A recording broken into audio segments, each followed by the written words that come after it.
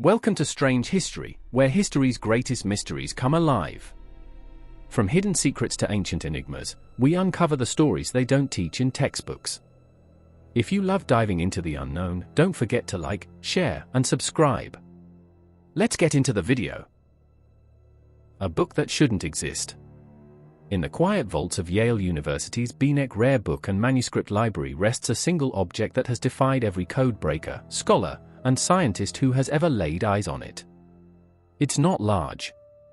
It doesn't gleam with gold or jewels. Yet it radiates an aura of mystery that has outlasted wars, empires, and even the birth of the digital age. This is the Voynich Manuscript, a book written in an unknown language, by an unknown author, filled with strange illustrations of plants that don't exist, star charts that don't match our skies, and human figures engaged in bizarre, almost ritualistic scenes. To some, it is a hoax, the ultimate medieval prank. To others, it is the last surviving record of a lost civilization, a forgotten science, or a message left by beings not entirely of this earth. Whatever it is, it should not exist, and yet, here it is, whispering from the pages of history, daring us to understand. 1. The Discovery. Our story begins in 1912, inside a crumbling villa near Rome. A rare book dealer named Wilfried M. Voynich, a Polish-Lithuanian bibliophile with a taste for the unusual, was searching through dusty crates in the library of the Villa Mondragone, once owned by Jesuit priests. Amid piles of forgotten manuscripts, Voynich found a peculiar volume bound in limp vellum, its cover worn and its pages yellowed with age. Inside, he discovered page after page of handwriting in a script unlike any known alphabet, looping, fluid, almost hypnotic. The letters seemed deliberate, structured, yet utterly unreadable. The illustrations were even stranger. On some pages, botanical drawings showed plants with hybrid features, leaves of one species grafted onto the roots of another. On others, naked women bathed in pools connected by intricate plumbing systems, as if depicting the internal workings of a body or a planet.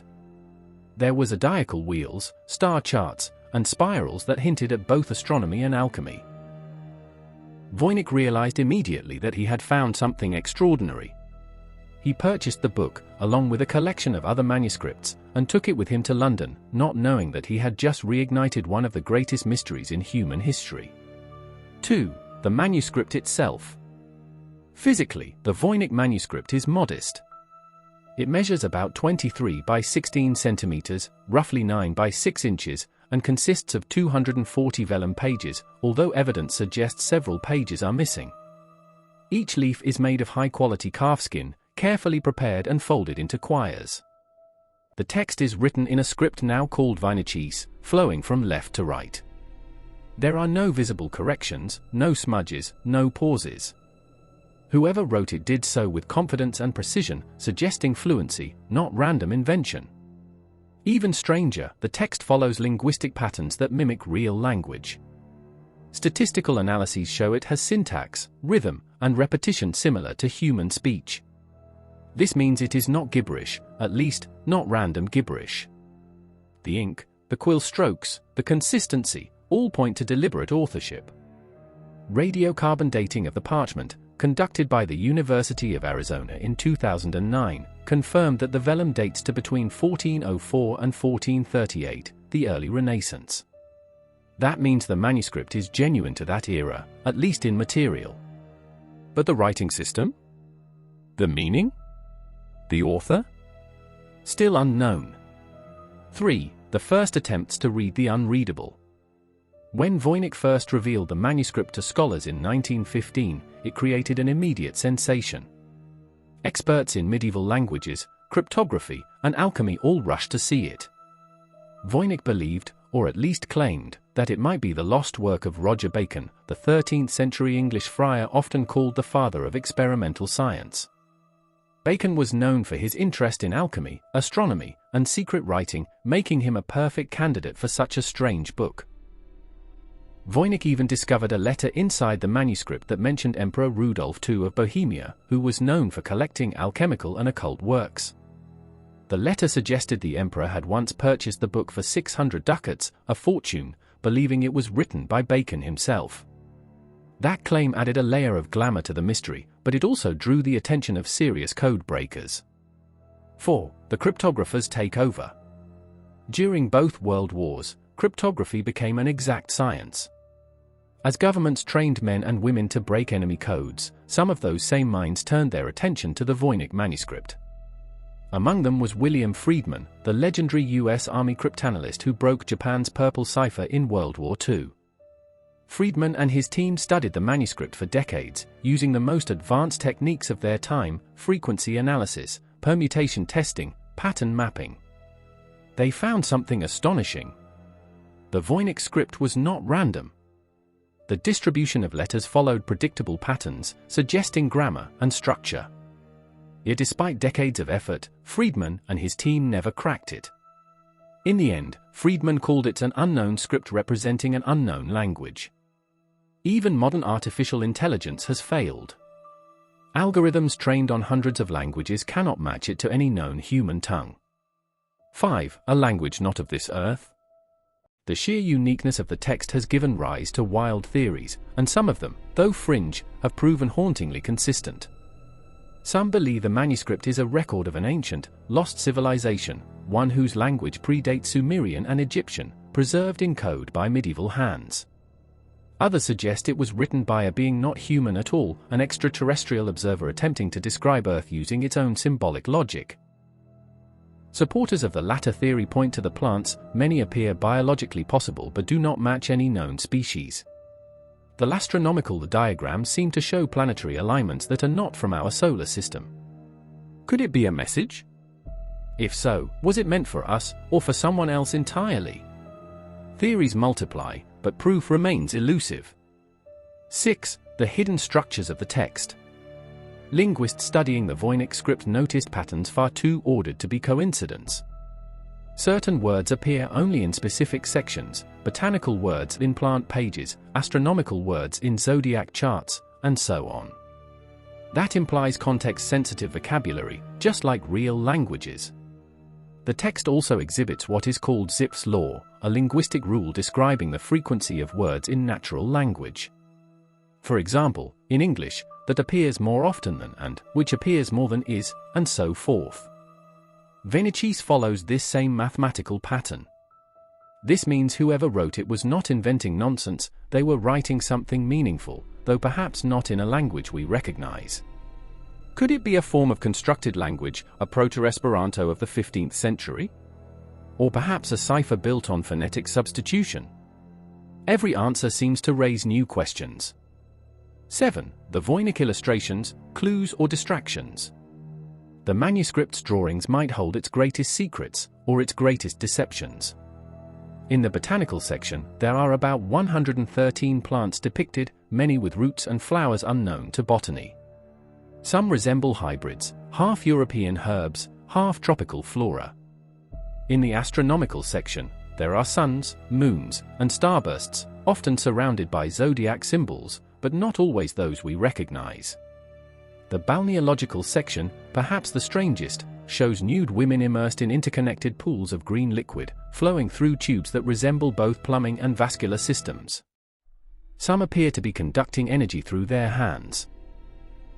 Then there are cosmological diagrams, intricate mandalas that seem to merge spiritual and scientific knowledge. One foldout shows 9 circular realms connected by tubes, as if depicting multiple dimensions or universes.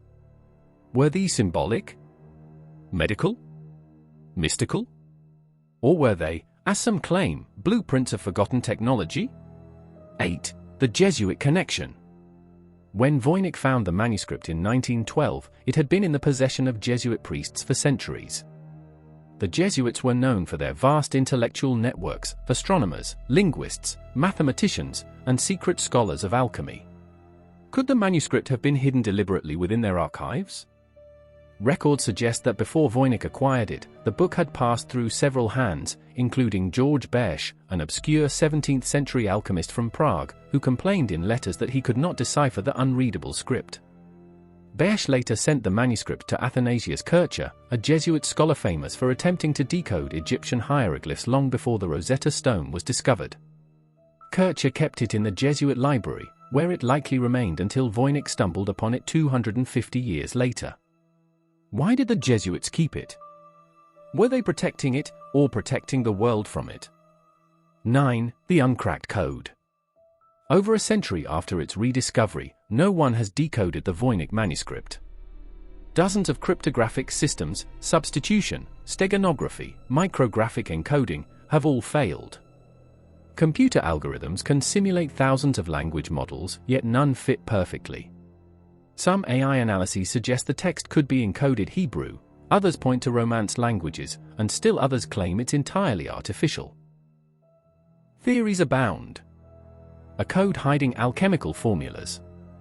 A lost dialect of a now extinct tongue.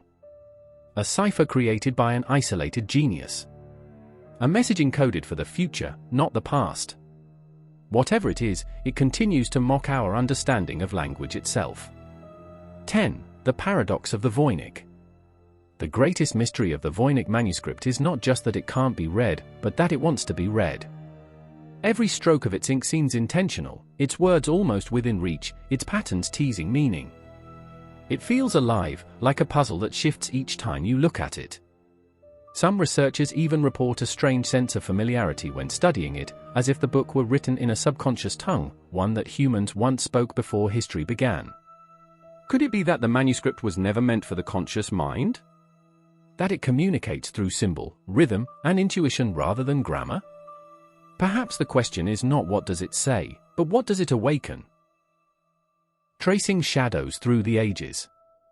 If the Voynich manuscript could speak, it might tell us of centuries spent in silence, hidden in dusty monasteries, smuggled across borders, whispered about in letters between scholars who feared what they'd found. The truth is, the book's origins are as cryptic as its language. Historians can trace its existence only through fragments, passing references, uncertain dates, and the fading ink of correspondence. And yet, even those fragments form a story that seems to move through time like a ghost, appearing only when the world is ready to see it again. 1. A book without a birthplace. Every ancient text has a fingerprint, a style of parchment, a binding technique, an ink recipe that points to a region or culture. But the Voynich manuscript? It defies them all. Radiocarbon tests date its vellum to the early 1400s, the same era as the fall of Constantinople and the dawn of the Renaissance. Yet no one knows where it was written. The pigments are European, but the artistic style feels neither wholly Gothic nor entirely Italian. The script has echoes of medieval Latin cursive, but it flows with an elegance closer to Arabic calligraphy. Some scholars argue it came from northern Italy, others from Central Europe. Still others whisper of something far older, a document copied from an earlier source that predates recorded history. If true, then the Voynich manuscript may be less a product of the Renaissance, and more a survivor of something much older that resurfaced in the 15th century. 2. The Prague Connection. The first concrete clue comes from the heart of Europe, Prague, in the late 16th century. It was a time of alchemists, mystics, and scholars who believed that the universe itself could be decoded through symbols. At the center of it all stood Emperor Rudolf II of Bohemia, a patron of science, art, and the occult. His court overflowed with astrologers, philosophers, and men who claimed to transmute lead into gold. According to a letter discovered centuries later, the emperor once purchased a mysterious book filled with unknown writing for 600 gold ducats, believing it to be the work of the legendary English monk Roger Bacon. That book, historians now believe, was the Voynich manuscript. 3. Emperor Rudolf and the Hidden Sciences. Rudolf II's fascination with secret knowledge bordered on obsession. He collected works of alchemy, magic, and astronomy. His library contained everything from the grimoires of medieval magicians to the early treatises of Galileo. It's easy to see why the Voynich manuscript would have appealed to him. It seemed to blend all his interests, the mystical, the astronomical, and the biological, into one indecipherable artifact. If Rudolf truly possessed the manuscript, it would have resided among other treasures of forbidden knowledge, guarded, studied, perhaps even feared. Some accounts suggest that Rudolf ordered his alchemists to decode it, but none succeeded. Eventually, it vanished again, slipping into obscurity after his death, as though the book itself resisted possession. 4. The alchemist George Beche, the first known owner. 2 centuries later, in the early 1600s, the manuscript reappeared in the hands of George Beche, a Bohemian alchemist and scholar living in Prague. Beche was baffled by the strange book that occupied his library. He called it a sphinx, a riddle he could not solve. In letters to Jesuit scholar Athanasius Kircher, he described it as a work written in an unknown script, wholly unintelligible. In one surviving letter, dated 1639, Beche pleads with Kircher to examine the manuscript, believing the Jesuits' expertise in ancient languages might unravel its secret. That letter marks the first confirmed mention of the Voynich manuscript in history, proof that by the 17th century, it was already considered unreadable. 5. The Jesuit scholar, Athanasius Kircher. Kircher was no ordinary academic. He was a polymath, a man who claimed to read Egyptian hieroglyphs centuries before the Rosetta Stone was discovered, and who wrote treatises on magnetism, volcanology, and universal language. To his contemporaries, he was both a genius and a mystic. When Beche sent him pages of the Voynich text, Kircher became obsessed. He requested the entire manuscript for study, but it's unclear whether he ever received it during Beche's lifetime. After Beche's death, the manuscript passed to his friend Johannes Marcus Marci, the rector of Charles University in Prague, who did send it to Kircher in Rome, along with a letter claiming it was once owned by Emperor Rudolf and written by Roger Bacon. That letter would later be found tucked inside the manuscript when Voynich rediscovered it in 1912, the same letter that reignited global interest in the mystery. 6. The manuscript's long sleep. After Kircher received the book, it disappeared into the vaults of the Collegio Romano, a Jesuit institution in Rome. For nearly 250 years, it lay there, unseen. During that time, Europe changed beyond recognition. Empires rose and fell, revolutions erupted, science replaced superstition, yet the manuscript endured in silence. When Napoleon invaded Italy in 1798, the Jesuits hid many of their archives to prevent confiscation. The Voynich manuscript may have been among the hidden works, possibly smuggled to the Villa Mondragone, a Jesuit retreat near Frascati, where it remained locked away. And there it stayed until 1912, when Wilfried Voynich opened a crate in that very villa, and history came full circle. 7. Theories of its true origin. But the deeper question remains, who wrote it, and why? Over the decades, dozens of theories have emerged, ranging from the rational to the fantastical. Let's examine the most prominent. The Roger Bacon hypothesis. This was Voynich's original claim, that the manuscript was authored by the 13th century English friar Roger Bacon. Bacon's reputation as a scientist, inventor, and cryptographer made him an attractive candidate. He wrote extensively about optics, astronomy, and secret alphabets.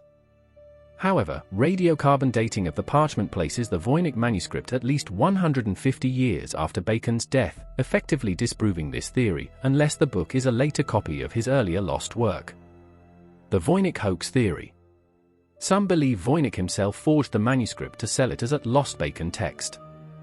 Yet forensic analysis of ink and vellum proves both to be authentically 15th century, ruling out a modern fabrication.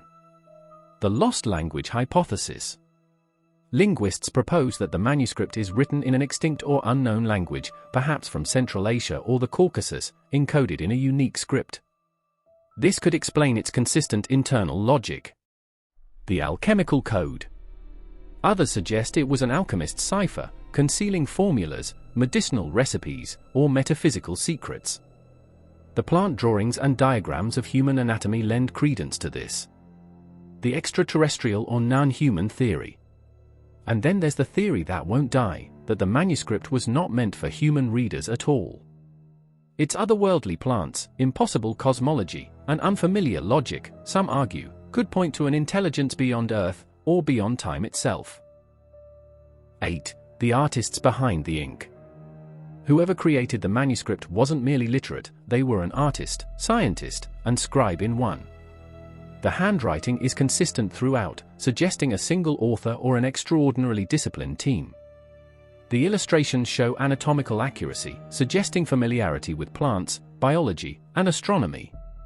Could this have been a secret project of scholars working under royal patronage, a kind of Renaissance think tank protecting hidden knowledge from persecution?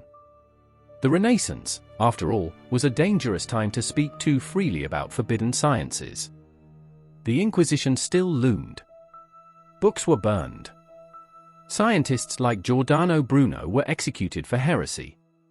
In such an atmosphere, a coded book would have been both protection and rebellion.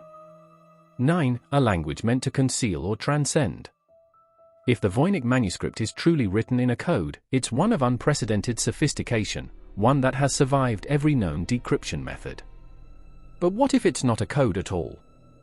Some scholars have suggested it could be a constructed language, an artificial tongue designed to express concepts ordinary speech cannot capture. This idea connects intriguingly with Athanasius Kircher's lifelong dream of creating a universal language, one that could unite all knowledge, bridging science and mysticism. Could the Voynich Manuscript be an early attempt at that dream, the prototype for communication that transcends culture, perhaps even species? If so, the author may not have meant to hide meaning, but to elevate it, encoding ideas in a symbolic structure only the enlightened could intuitively grasp. 10. The fire that didn't burn. It's remarkable that the Voynich Manuscript survived the centuries at all. Wars, fires, censorship, all could have easily destroyed it. The fact that it endured, through the fall of empires and the rise of machines, feels almost deliberate. Perhaps it was protected because those who held it sensed its importance, even if they could not understand it. And perhaps that's the true mystery. Why did so many powerful people, emperors, alchemists, Jesuits, collectors, feel compelled to preserve something they could not read? It's as if the book carries an aura of destiny, compelling those who find it to keep it alive, waiting for the day when someone, or something, would finally break its silence. When the first scholars laid eyes on the Voynich Manuscript's pages, they weren't just puzzled by the text, they were captivated, even haunted, by the images. Strange plants that resemble none found on Earth. Women bathing in pools connected by tubes that look like biological structures. Star charts that suggest an unfamiliar cosmology. Each illustration seems to whisper a message, and yet none speaks in a language we know. The manuscript's illustrations divide into several sections: botanical, astronomical, biological, cosmological, pharmaceutical, and recipe-like pages. Each category appears to follow its own internal logic, as if the author understood an intricate system of thought that was once coherent, but is now lost to time. The deeper one looks, the more one senses that this was not random doodling. It was deliberate. It was meant to communicate something important. The botanical section, plants that never were. The first and largest section of the manuscript is filled with drawings of plants, large, detailed, and painted with greens, browns, yellows, and blues. But here's the problem: not one plant can be definitively identified. Botanists have spent decades comparing these images to known species, ancient and modern. Some leaves resemble ferns, others look vaguely like sunflowers or lilies, but no complete plant matches reality. One possibility is that the plants are composite illustrations, each drawn from pieces of multiple real species, blended together in a coded botanical language.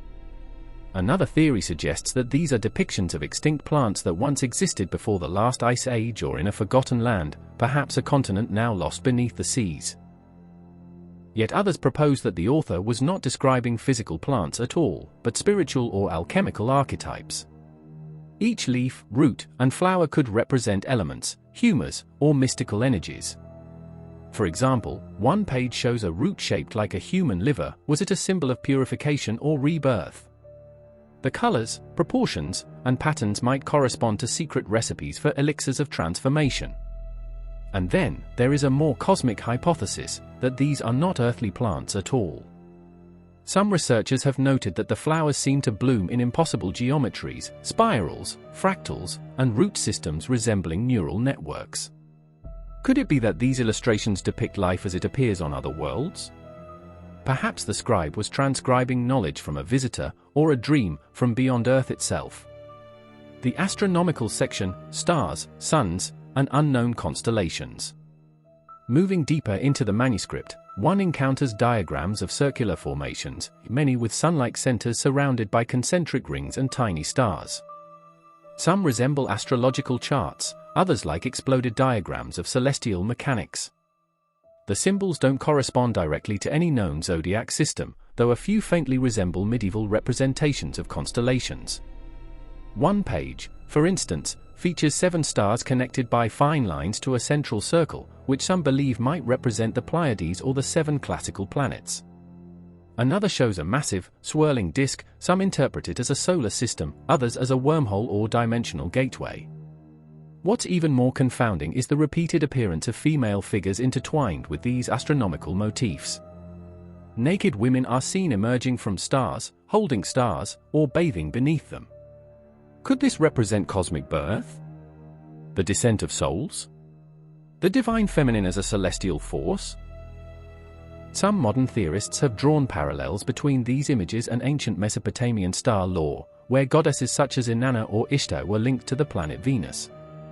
If this connection holds, then the Voynich Manuscript might not be European at all, it could be a synthesis of ancient Eastern, Middle Eastern, and Western esoteric traditions.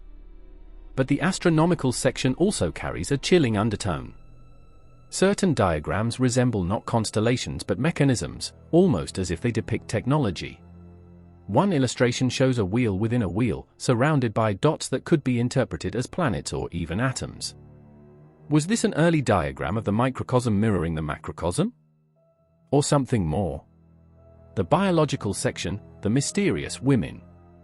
Of all the manuscript's illustrations, none are as haunting or as perplexing as those found in the biological section. Here, pages are filled with naked women, dozens of them, drawn in an oddly consistent style, rounded faces, flowing hair, often immersed in tubes, baths, or interconnected chambers. Some scholars once dismissed this as medieval bathing scenes, perhaps related to herbal medicine or fertility rituals. But the structures these women inhabit are anything but medieval.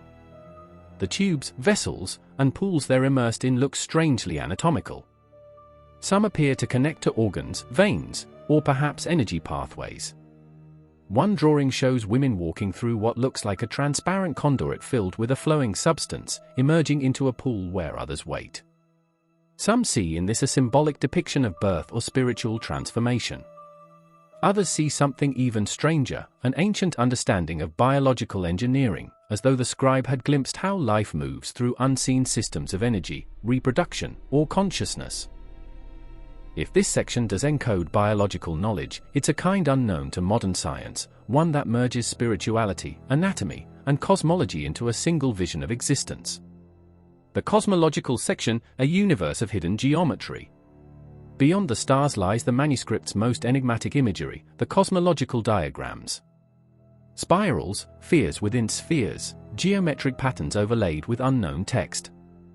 One circular map seems to show a layered universe, an inner world, a middle plane, and an outer, infinite expanse. Some interpret this as a map of creation, a symbolic representation of the cosmos as seen from a higher dimension. Others claim it is a literal map of other realms, parallel worlds, perhaps, or dimensions beyond physical perception. A recurring motif in these pages is the spiral. Ancient cultures often used spirals to signify movement, growth, and divine energy. In the Voynich Manuscript, spirals seem to represent portals or transitions. They might even correspond to levels of consciousness, clues to ascending through planes of existence. One theory that gained traction in esoteric circles suggests that these cosmological drawings depict a world tree of knowledge, similar to the Kabbalistic tree of life. Each node, each circle, represents a realm of being, mental, physical, or spiritual. The women in the biological section could then symbolize the soul's movement through these cosmic planes, incarnating, transforming, and returning to source. If true, the Voynich Manuscript is not just a book, it's a manual for transcendence. The pharmaceutical and recipes sections, the alchemist's final pages. Toward the end of the book, the illustrations grow smaller, tighter, and more intricate. Rows of glass-like jars are drawn in different shapes, flasks, urns, and containers. Each jar is connected to symbols and short passages of text. To the untrained eye, it seems like a medieval pharmacopoeia, a list of herbal remedies.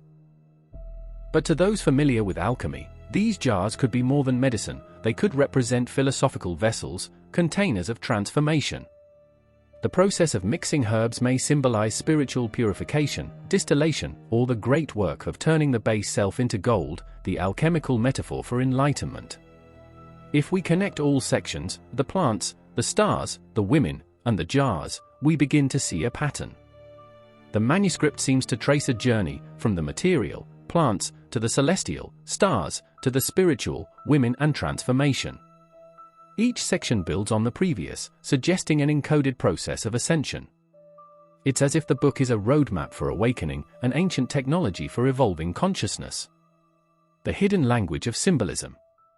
There's something peculiar about the manuscript's visual rhythm. Every curve, every line feels intentional, like part of a visual code. Some experts in semiotics believe the illustrations themselves are the language.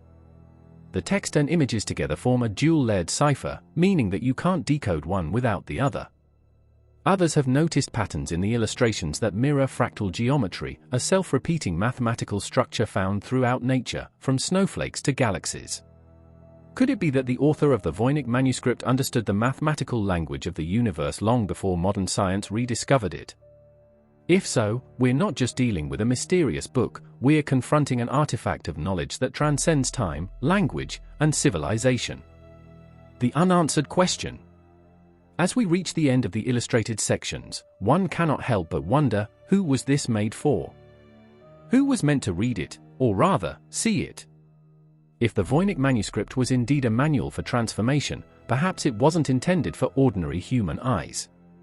Perhaps it was meant for initiates of a forgotten order, those capable of perceiving meaning beyond symbols. Or perhaps, more disturbingly, it wasn't written for us at all.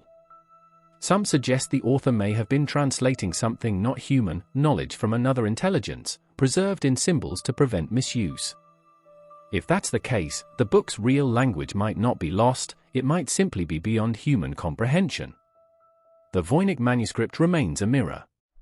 Every era projects its own meaning onto it. Science sees chemistry, mystics see revelation, linguists see puzzles. But the truth may be that the book was never meant to be read, only understood by those who already knew. And that is perhaps its greatest secret. By the early 20th century, the Voynich Manuscript had become more than a curiosity, it was a challenge, a riddle calling out to the best minds of its age. Cryptographers, linguists, and historians all wanted to be the one to crack it. Yet, as each expert failed, the manuscript only seemed to deepen in mystery. What kind of language could defy every known system of decoding? What kind of mind could invent an alphabet so consistent, yet so utterly alien? For over a century, brilliant men and women have stared into the looping, liquid script of the Voynich text and come away humbled, even haunted. And the more they studied it, the more it began to look as though the book wasn't written for human beings at all. The early code breakers, the first wave of decoders. In the years following Wilfrid Voynich's discovery in 1912, the manuscript made its way into the hands of scholars who believed they could unlock its secrets using logic and mathematics. Among them was William Romain Newbold, a philosopher and medievalist at the University of Pennsylvania. In the 1920s, Newbold announced that he had cracked the Voynich code. He claimed that each apparent letter was actually made up of microscopic shorthand symbols, tiny curves and marks that only appeared under magnification. According to Newbold, these microsymbols concealed a Latin cipher revealing that the manuscript was written by none other than Roger Bacon, the 13th-century English philosopher and scientist often called the first modern mind. Newbold believed that Bacon had used early magnifying tools to study the heavens, and that the Voynich Manuscript contained the record of his astronomical and biological discoveries. But after Newbold's death, his theory fell apart. Critics pointed out that the microscopic letters were merely cracks in the ink, not intentional markings. His so-called translation was built on subjective interpretation, a grand illusion of meaning. Yet, Newbold's failure didn't end the fascination. It only confirmed one thing: the Voynich Manuscript was not going to give up its secrets easily. The World War II cryptanalysts. When World War II broke out, the world's best code breakers were drawn into the conflict, men and women who would later help decipher the German Enigma and Japanese Purple codes. After the war, some of them turned their skills toward peacetime puzzles. And among those puzzles was the Voynich Manuscript. In the 1940s and 1950s, William F. Friedman, America's most famous cryptologist and the man who led the team that cracked Japan's top-secret codes, took a personal interest in the manuscript. If anyone could decode it, surely it was Friedman. He gathered a team of cryptanalysts, linguists, mathematicians, and typographers to examine the Voynich text with military precision. They analyzed letter frequencies, word lengths, and statistical distributions. To their surprise, the results were consistent with a real language. The text had structure. It had syntax.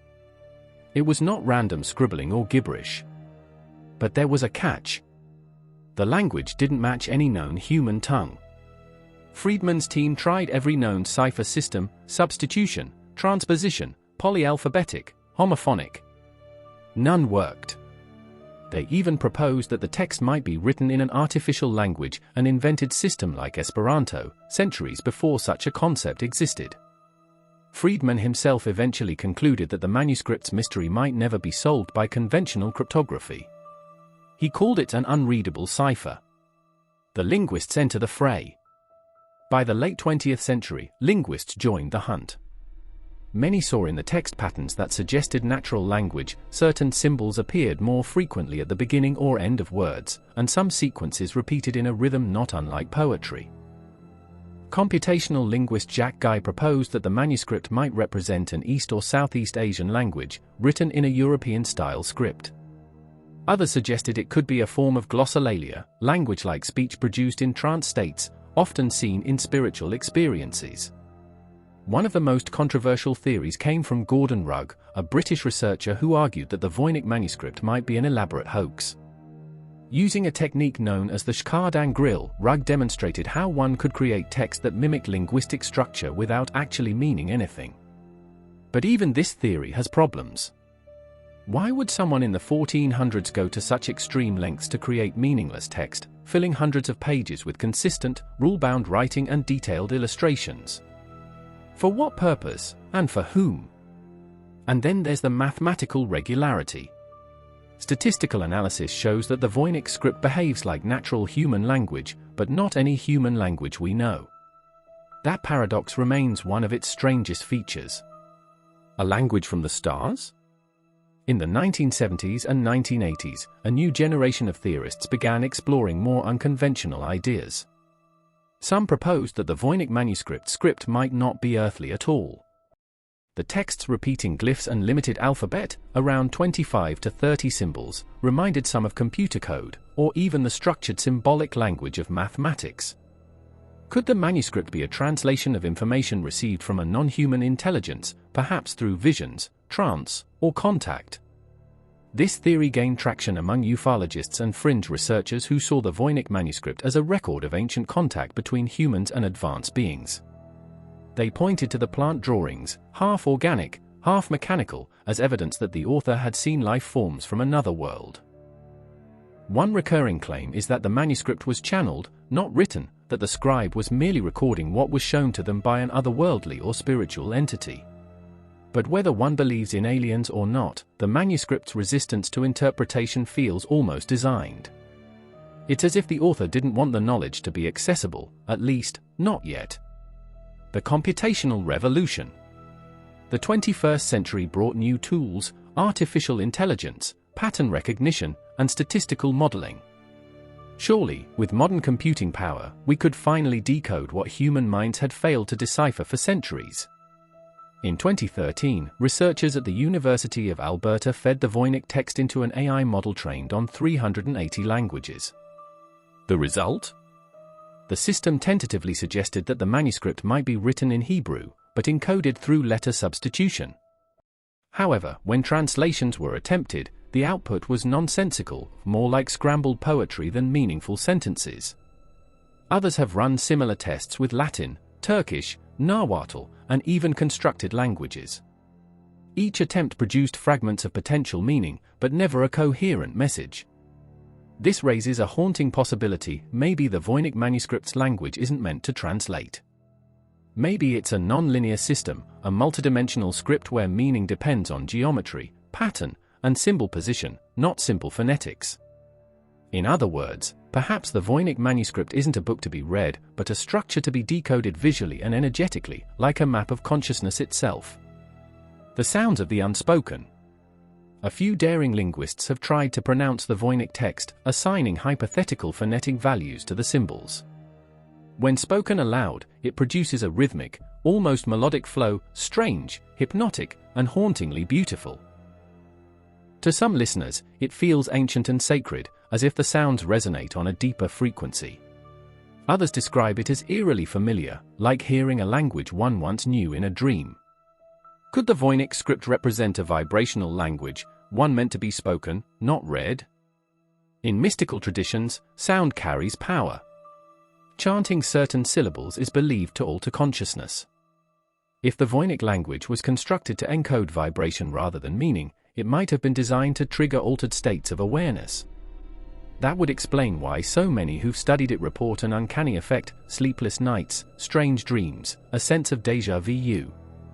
As if the book isn't just a puzzle, it's a frequency, and reading it tunes the mind to something else.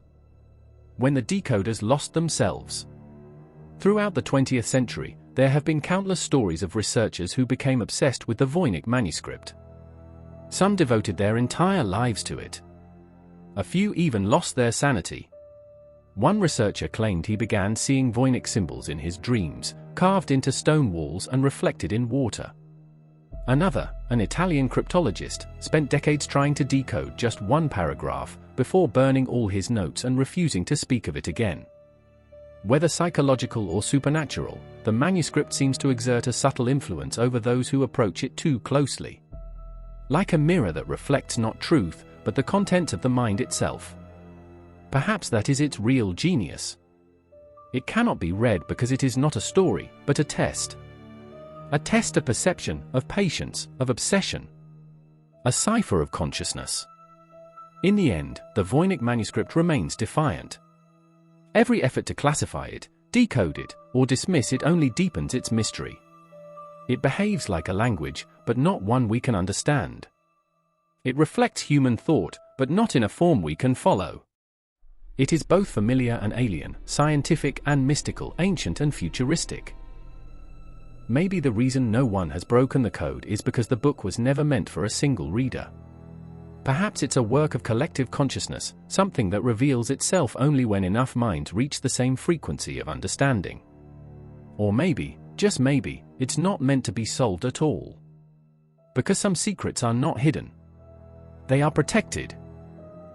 When all theories fail, when linguistics, cryptography, and intuition reach their limits, the only thing left to study is the thing itself. The parchment. The ink. The paint. The stitching. Every physical element of the Voynich manuscript holds clues, however small, to its true origin. In the early 2000s, technology had finally advanced enough to allow scientists to examine the mysterious volume in ways unthinkable to earlier generations. Carbon dating, ultraviolet imaging, and multispectral scanning would expose the layers of its construction. And what they found would only deepen the mystery. Because while the materials of the Voynich manuscript belong to this earth, the knowledge inscribed upon them seems to come from somewhere else entirely. The parchment, the skin of mystery. The Voynich manuscript's pages, 240 that survive today, though more are believed lost, are made from vellum, a fine form of parchment created from calfskin. This was standard material for medieval manuscripts, but the quality of the vellum in the Voynich is unusually high, smooth, durable, and remarkably well preserved for its age. In 2009, scientists at the University of Arizona conducted radiocarbon dating on several pages. The result shocked even the most skeptical researchers. The parchment dated from 1404 to 1438 CE. That places the creation of the Voynich manuscript in the early 15th century, nearly 600 years ago, during the transition from medieval alchemy to the dawn of the Renaissance. But here's the problem: none of the writing or illustrations matches the known art styles, scripts, or scientific knowledge of that era. There's no Latin, no clear link to known European traditions. The plants don't fit. The cosmology doesn't fit. Even the script looks futuristic, as though created centuries ahead of its time. So if the parchment is medieval, but the ideas within it are not, then perhaps the vellum was older material, reused from another purpose. Or perhaps someone in the early 1400s possessed knowledge that humanity wouldn't rediscover until centuries later. The ink, consistent, controlled, and ancient. Analysis of the manuscript's ink reveals another layer of strangeness. The ink, made from iron gall, a common formula of the medieval period, was tested through chemical spectroscopy. Researchers found that both the text and illustrations were written using the same type of ink, and that the ink was applied after the parchment was ruled for writing. In other words, this was no random sketchbook, it was meticulously prepared, ruled, and inscribed in a deliberate, premeditated order. Whoever created it followed a methodical process, implying both training and intention. There are no visible corrections or errors. No scribal notes. No crossouts. The text flows continuously from beginning to end, as though copied, or dictated, from a source of perfect clarity. This consistency suggests one of two possibilities: either the author possessed total command of an incredibly complex invented language, or the text was created through non-conscious means, automatic writing, trance transcription, or something beyond rational thought. If we consider that the ink was applied with precision and confidence, we must ask, what kind of mind could write 240 pages of indecipherable text without hesitation, error, or visible revision? The pigments, from Earth, yet unusual. The manuscript's illustrations are colored with pigments typical of medieval Europe: copper-based greens, iron oxides for reds, and ground lapis lazuli for blues. But their combinations are peculiar. The blending and layering of hues reveal an artistic understanding not often seen in the 15th century outside illuminated manuscripts of great value. Lapis lazuli, for instance, was one of the rarest and most expensive pigments in the world at the time. It was imported from mines in Afghanistan and typically reserved for sacred texts or royal commissions. So who had access to such materials, and why use them for a book written in an unreadable language? Some researchers suggest that the manuscript was the product of a wealthy patron, perhaps an alchemist or scholar experimenting with secret knowledge. Others believe it might have been the work of a hidden order, guardians of forbidden science, encoding their discoveries so they couldn't be understood by outsiders. The pigments tell us this much: whoever made the book had resources, skill, and purpose. This was not a hoax dashed off by a bored monk. It was a project, carried out with devotion. The binding and construction. The book's binding is not original. Over the centuries, the Voynich manuscript has been rebound at least twice. The current binding, plain vellum-covered boards, was likely added in the 17th century, perhaps by a collector attempting to preserve it. But what lies beneath the binding is more telling. The parchment folios are arranged in quires, groups of pages sewn together. Some quire numbers are visible, handwritten in Latin script, suggesting that pages are missing. Scholars estimate that the book originally contained around 272 pages. So roughly 30 pages have vanished. What was on them? Were they blank, or were they deliberately removed to conceal something? Some theorists speculate those missing pages contain the key to understanding the rest: an introduction, a legend, or a cipher wheel. If true, then the Voynich manuscript as we know it is incomplete, a locked door with its key stolen long ago. The hidden layers, imaging the unseen. In the 2010s, researchers at Yale University and the Binet Rare Book and Manuscript Library began a project to digitally scan the entire Voynich manuscript using multispectral imaging. This process revealed faint marks invisible to the naked eye, erased drawings, hidden corrections, and layered pigments. Under ultraviolet light, traces of guidelines appeared, showing that the author had meticulously planned every layout before applying ink. Even more tantalizing were faint underdrawings that seemed to depict shapes not present in the final illustrations: circles, geometric grids, and angular forms resembling astrolabes or mandalas. Could these be early drafts or secret diagrams deliberately obscured under paint? In several cases, faint inscriptions were found, tiny markings that resemble numerical sequences or star coordinates. Their meaning is still unknown. But one thing is certain: the Voynich manuscript was not improvised. It was engineered.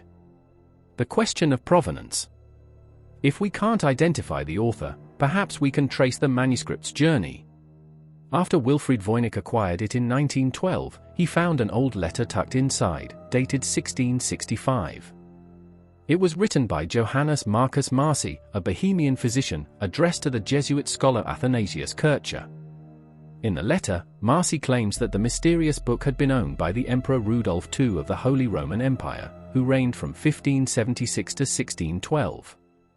Rudolf was an eccentric collector of occult artifacts and alchemical texts. According to Marci, the emperor had paid 600 gold ducats for the manuscript, an enormous sum. Marci also speculated that the author might have been Roger Bacon, echoing later theories. But even if that were true, it would place the manuscript's content 2 centuries before the parchment's date, an impossibility unless the text was copied from an earlier source.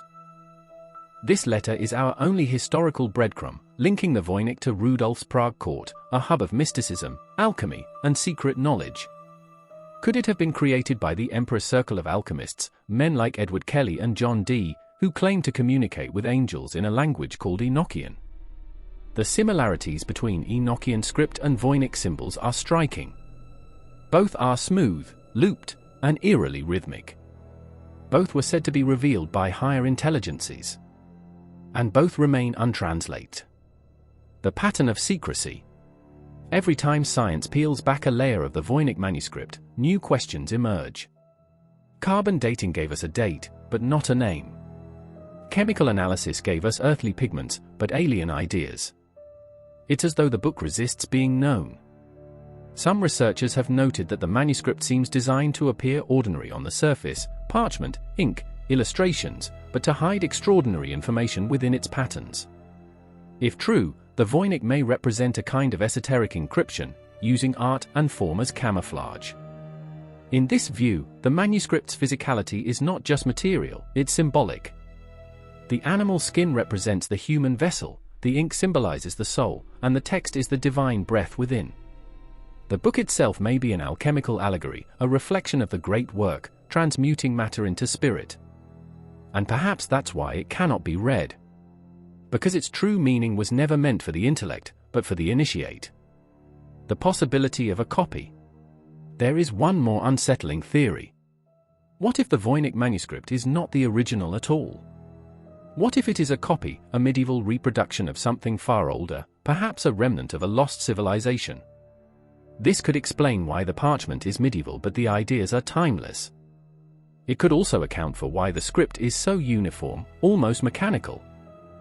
The scribe may have copied symbols without understanding them, faithfully reproducing a text from a source they could not comprehend. If so, the real Voynich manuscript, the original document, might have existed long before the 15th century. Perhaps it was written in an age now forgotten, a relic of prehistory, or a survivor of Atlantis, Lemuria, or another mythic culture that understood the cosmos in ways we have yet to rediscover. And the copy before us, this mysterious book in the Yale Library, might only be the shadow of something infinitely older. The book as a living object. Those who have handled the Voynich manuscript often describe it in mystical terms. They say it feels alive, that there's an energy about it, a subtle hum when you turn its pages. Whether that's imagination or something more, it reflects how deeply this book touches the human psyche. Every generation projects its greatest mysteries into it: alchemy, extraterrestrials, lost civilizations, artificial intelligence. The Voynich manuscript absorbs it all, remaining silent, untouched, eternal. Its materials, vellum, ink, pigment, tie it to the earth. But its message, whatever it is, belongs to the stars. If there is one question that haunts every scholar, linguist, and mystic who has encountered the Voynich manuscript, it is this: who could have written it? For centuries, the text has resisted translation, the illustrations have defied classification, and even the handwriting, so consistent, so steady, feels more like the work of an instrument than a human hand. But what if the author was not insane, not a trickster, and not even consciously aware of what they were writing? What if the Voynich manuscript was not written by a human mind, but through one? The limits of rational explanation. Modern science can analyze ink, date parchment, and compare handwriting. But it cannot measure the forces that move within imagination, inspiration, or revelation. many great works throughout history have been described as divinely inspired, texts that seem to come from a higher source. Prophets, poets, mystics, and mediums have all claimed to act as vessels for messages that transcend understanding. Could the Voynich Manuscript belong to that tradition? If so, the manuscript may not be a coded message at all, but a transmission, a record of communication between the human and the divine, or between dimensions of consciousness we have yet to understand. Automatic writing, messages from the beyond. In the late 19th and early 20th centuries, spiritualists popularized a phenomenon known as automatic writing, the process of writing unconsciously while in a trance-like state. Mediums would allow their hand to move freely, producing words, symbols, and sometimes entire texts that they claimed came from spirits or higher intelligences. These writings often displayed unknown languages, repeating symbols, or structured syntax with no known origin, much like the Voynich script. Skeptics dismissed automatic writing as self-deception, but even neurologists have acknowledged that the human brain can produce coherent, complex patterns below the threshold of conscious awareness. Could the Voynich Manuscript represent a medieval example of this phenomenon, the product of an altered state, centuries before the concept of automatic writing existed? If so, it suggests that the author was not inventing a language but receiving one, translating images, ideas, or sensations from another plane of perception into symbolic form. The visionary mind, madness or revelation. There is a fine line between genius and madness. Throughout history, great minds like William Blake, Hildegard of Bingen, and Nikola Tesla reported receiving visions or hearing voices that revealed complex systems of symbols or inventions beyond their time. The medieval mystic Hildegard of Bingen described seeing divine visions filled with geometric shapes, cosmic wheels, and celestial gardens, images strikingly similar to those in the Voynich Manuscript. Her visions were so vivid and complex that she could only describe them through art and music. Today, she is recognized not as insane, but as one of the most remarkable intellects of the Middle Ages. Could the author of the Voynich Manuscript have been another such visionary, an individual who saw reality differently, whose inner world overflowed into strange symbols and coded flora? If the text was a revelation, not a riddle, then perhaps the problem lies not in its encryption but in our perception. We are looking for meaning through logic, when it may only be found through intuition. Patterns of thought, the structure of genius.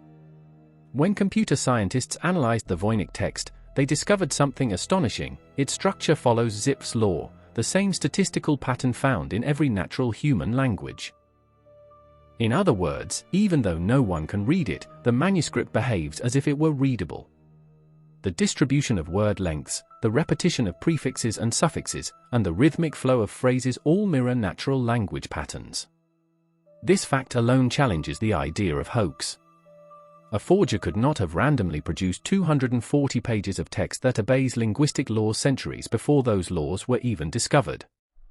So what kind of mind creates language that functions like speech but conveys no decipherable meaning? Perhaps a mind in deep trance, channeling something beyond ordinary cognition.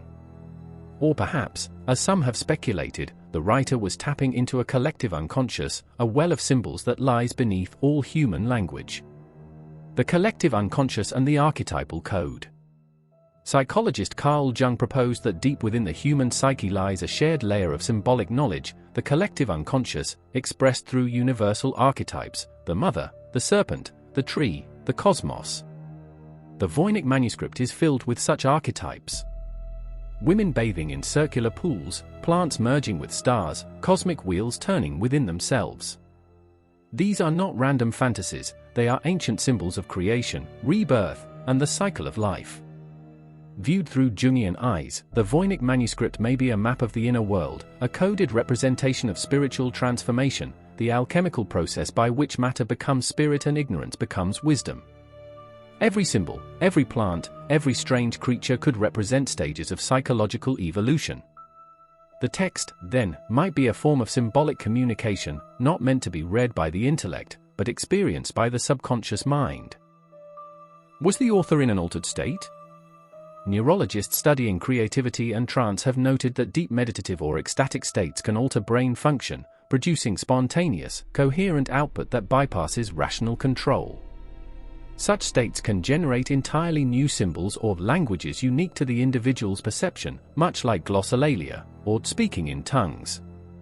If the Voynich author entered such a state, they might have perceived images, words, and patterns beyond normal reality and felt compelled to record them.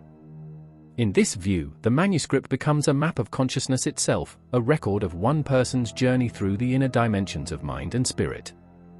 The non-human theory, an alien or extraterrestrial origin. Among the most controversial ideas is the suggestion that the Voynich manuscript could be of non-human origin. Proponents of this theory point to the book's bizarre biology, unnatural script, and advanced astronomical diagrams as evidence that it might have been transmitted, or even delivered, by beings not of this world. They argue that the plants may not correspond to Earth's flora because they aren't from Earth, and that the script may represent an alien method of encoding thought. While this theory remains speculative, it does highlight an uncomfortable truth: the manuscript's content does not fit neatly within any known human framework of knowledge. Even NASA cryptographers who have analyzed the manuscript for pattern recognition have admitted that it behaves like a message, one meant to be interpreted, but not by us. Whether extraterrestrial or interdimensional, the idea suggests that the Voynich manuscript could be a contact artifact, a bridge between worlds. The energy of the book, psychological effects. There is a peculiar pattern among those who study the Voynich manuscript for extended periods. Many report feeling drawn to it, some even obsessed. Researchers describe sleepless nights, dreams filled with symbols, and the eerie sensation that the manuscript is communicating. One Yale librarian described the book as having a presence, while another scholar confessed that after staring at its pages for hours, she began to see movement in the drawings, as if the plants and stars were shifting subtly before her eyes. Of course, this could be the power of suggestion, or something deeper. Perhaps the Voynich manuscript functions like a mirror, reflecting the unconscious mind of whoever studies it. In that sense, it becomes not just a book, but a psychological technology, an instrument that activates something within the human psyche. A message to the future? There is also a more hopeful theory, that the Voynich manuscript was not meant for its own time, but for ours. What if the author knew their contemporaries would never understand, and instead encoded their knowledge for a future age, when humanity had evolved enough to comprehend it? If true, then perhaps we are only now approaching the threshold of understanding what the book means. Its strange fusion of botany, astronomy, and biology might correspond not to medieval science, but to a future synthesis of disciplines, where consciousness, nature, and energy are seen as one. Perhaps the author was a visionary who glimpsed this unity centuries too soon.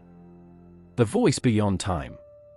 Whether created through trance, revelation, genius, or otherworldly contact, the Voynich manuscript stands as a message written to humanity, not from it. Every attempt to decode it may be futile because the message was never meant to be read with the eyes, but felt with the spirit.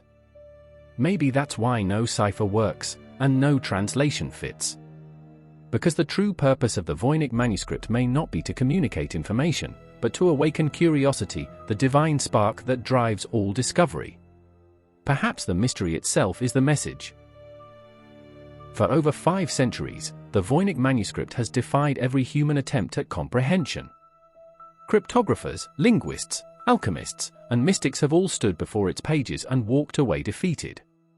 But as the world entered the digital age, a new kind of intelligence emerged, one not bound by fatigue, emotion, or bias. Artificial intelligence. With the rise of supercomputers and pattern recognition algorithms, many believed that the mystery of the Voynich manuscript was finally within reach. Surely, if any mind could crack the uncrackable, it would be a machine. But what happened next would only deepen the enigma. The first digital decoders. The first computational analysis of the Voynich manuscript began in the mid-20th century, when cryptographers from World War II, men who had cracked Nazi enigma codes, turned their attention to it. Among them was William Friedman, one of the greatest code breakers in history. Friedman led the team that deciphered Japan's Purple Code and had access to the best decoding tools of his era.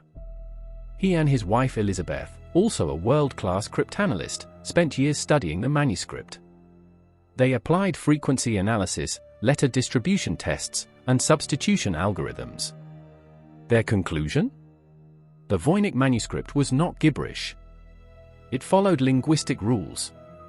Yet, despite their brilliance, they could not decode even a single sentence.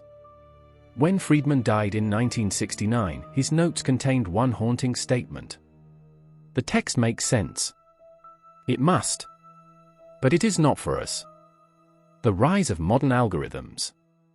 By the late 20th and early 21st centuries, advances in computational linguistics allowed researchers to feed the Voynich text into machine learning models.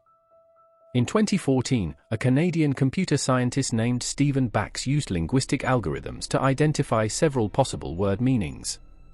He claimed that some of the symbols corresponded to astronomical terms, Taurus, Aries, and Juniper. His work sparked hope that the manuscript was slowly yielding its secrets. But soon, linguists pointed out inconsistencies. The translations didn't hold up when applied to other sections of text. The rules kept changing. The Voynich script, it seemed, was fluid, morphing just enough to evade mechanical decoding. The AI breakthrough that wasn't. In 2018, a group of computer scientists at the University of Alberta fed the entire Voynich text into an AI neural network trained on 400 different languages. The machine analyzed letter frequency, word structure, and context patterns at speeds no human could match. After days of calculation, it delivered a shocking result. It predicted that the manuscript was written in encoded Hebrew. At first, this seemed plausible. Hebrew, like the Voynich script, omits vowels and uses dense, symbolic structures. The AI then attempted to translate several sentences by substituting possible Hebrew equivalents. The results were tantalizing, but nonsensical. Phrases like "she made recommendations to the priest, man of the house," or "he gives to the people" emerged, resembling fragments of coherent thought, but lacking continuity. Some researchers declared partial victory. Others dismissed it as pattern overfitting, a machine creating meaning where none existed. But the experiment revealed something fascinating. The manuscript's internal logic is so strong that even a machine recognizes it as a language. In other words, the Voynich text behaves like speech, but not any speech the world has ever known. The curse of overfitting. AI can detect patterns, but it cannot discern truth. When trained on large datasets, neural networks can hallucinate meaning, seeing order in randomness. In the case of the Voynich manuscript, every algorithm seemed to see something different. One AI concluded it was encoded Turkish, another claimed it was Romanian, and yet another insisted it was an invented constructed language. Some even claimed the symbols matched phonetic sounds from multiple families, Latin, Slavic, Semitic, all at once. But none could fully decode it. It's as if the manuscript anticipates every form of analysis and subtly defeats it, bending just enough to fit, but never long enough to break. This strange resistance has led some to theorize that the Voynich manuscript was written using a form of self-adaptive code, a cipher that shifts according to an internal rule invisible to the human or machine eye. If true, that would make it the oldest, and most advanced, self-encrypting text in history. Quantum analysis, when science meets the unexplainable. In 2022, researchers proposed a radical new approach, using quantum computing to analyze the manuscript's structure at a non-linear level. Quantum algorithms can process vast amounts of probabilistic data simultaneously, allowing them to detect patterns hidden in layers of complexity. Preliminary tests showed that the Voynich text possesses fractal-like organization, patterns within patterns, repeating at multiple scales. This is common in natural systems like DNA, neural networks, and galaxy formations, but virtually unheard of in human writing. One quantum linguist described it this way. The Voynich text behaves like a living organism, it reorganizes its informational density based on where you look. What if that isn't just metaphorical? What if the book was intentionally structured to mimic organic consciousness? Some theorists suggest that the Voynich manuscript may encode information holographically, each part containing the whole, like a strand of DNA.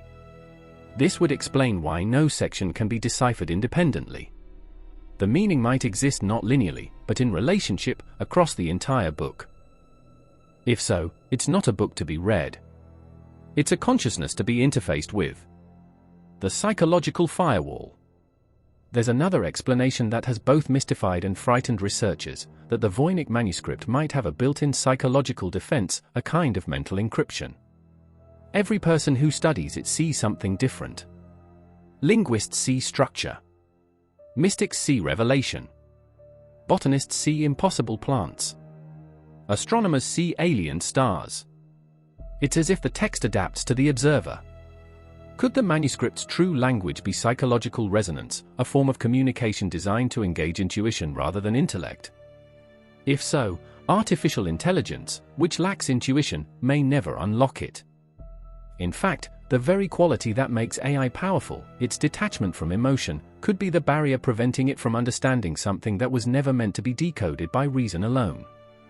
One researcher described this paradox beautifully.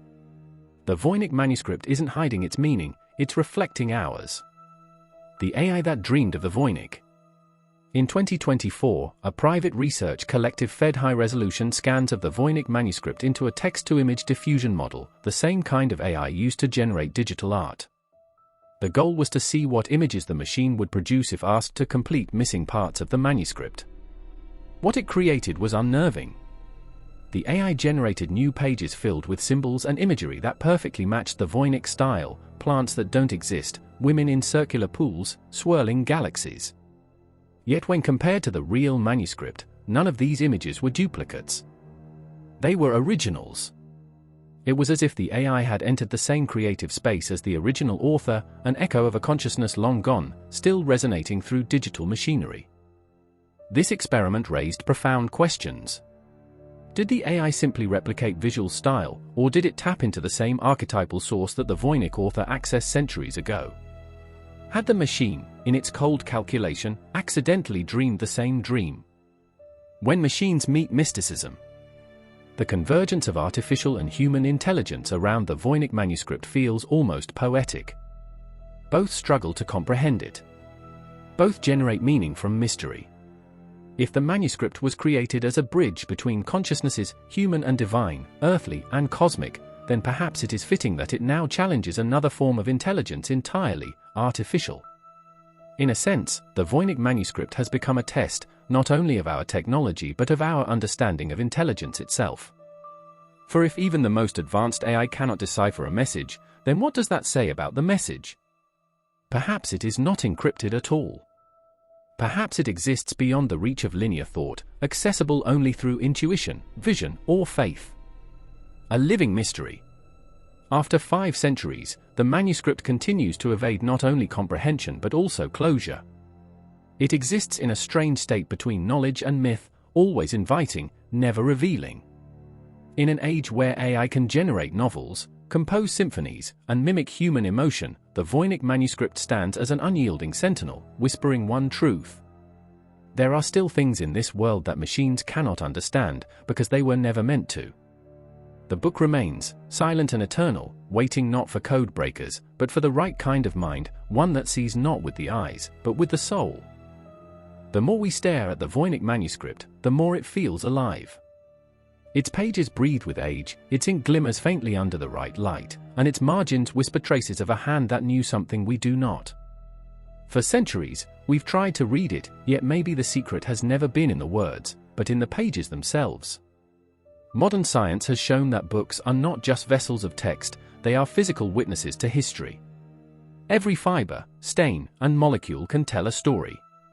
So when researchers turned modern forensic tools upon the Voynich manuscript, ultraviolet light, hyperspectral imaging, and carbon dating, they began to see things the naked eye never could. And what they found only deepened the mystery. The first revelation, the age of the parchment. In 2009, a team from the University of Arizona performed radiocarbon dating on several samples of the parchment. The results shocked everyone. The vellum was created sometime between 1404 and 1438 AD. This placed the manuscript firmly in the early 15th century, long before Voynich's 1912 discovery, and centuries before any known forger could have mimicked such consistency. The parchment was genuine, ancient, and consistent across all pages. But that revelation raised a new question: if the parchment is authentic, does that mean the text written upon it is from the same period? Not necessarily. Ink can be applied at any time. What the test showed next, however, was equally perplexing. The ink's chemical composition, iron gall ink, matched what would have been used in that same century. There was no sign of tampering, no evidence of later editions. Whoever wrote the Voynich Manuscript did so over 600 years ago, in one continuous effort. It wasn't a modern forgery. It was something much older, and far more deliberate. The invisible layers, what UV light revealed. In 2016, scientists from Yale University and the Voynich Rare Book Library used ultraviolet and multispectral imaging to examine the manuscript's pages. Under these invisible wavelengths, new shapes, smudges, and erased lines began to glow. To the astonishment of researchers, they discovered hidden markings beneath the visible text, faint guidelines, unfinished drawings, and what appeared to be corrections made by the scribe. But there was something stranger still. In several places, faint circular imprints appeared, as if the parchment had once held something pressed between the pages. A missing layer. A hidden insert. What could have been there? A map? A message? One page, in particular, seemed to have an irregular indentation, almost like a seal had once been pressed upon it. Some speculated that the manuscript may once have contained a removable cipher disk, perhaps an instrument to interpret its text, now lost to time. If true, the Voynich Manuscript may never have been meant to be read on its own. It may have required a physical key, an object that no longer exists. The mysterious paints, colors from nowhere. The pigments in the Voynich Manuscript are brilliant and oddly preserved. Greens, blues, reds, and yellows decorate plants and stars with a vibrancy that belies their age. Chemical analysis revealed something fascinating: the pigments were not exotic. They came from common minerals used in European manuscripts of the 15th century: copper, iron, and malachite. But what baffled scientists was how they were applied. In normal medieval manuscripts, pigment is layered, paint on parchment. In the Voynich Manuscript, however, the colors were fused so finely that under magnification, they almost appeared absorbed into the parchment itself. This strange technique gave the pages a luminous quality, as if the colors had been designed to glow under candlelight. One chemist noted that under UV light, certain blue pigments emitted faint luminescence, suggesting the use of fluorescent materials centuries before fluorescence was even documented. Could it be coincidence, or evidence of a technology lost to time? The scribe's hand, human or machine? Experts who studied the handwriting noted something deeply unsettling: the writing speed and uniformity are inhumanly precise. Across 240 pages, the same flow, pressure, and slant are maintained with near mechanical perfection. Even trained scribes from that era could not achieve such flawless consistency without signs of fatigue or drift. Handwriting analysts describe it as controlled yet fluid, suggesting the scribe may have been using a writing aid, a device that stabilized the hand or guided motion. But what kind of device could exist in the 1400s that allowed such precision? Some researchers have speculated that the manuscript may have been written with the aid of a mechanical instrument, perhaps a primitive drafting tool lost to history. Others go further, claiming the evenness resembles automated script, centuries before such automation was possible. Whatever the case, the Voynich scribe wrote not as a human copyist, but as someone, or something, executing a preordained pattern with perfect intent.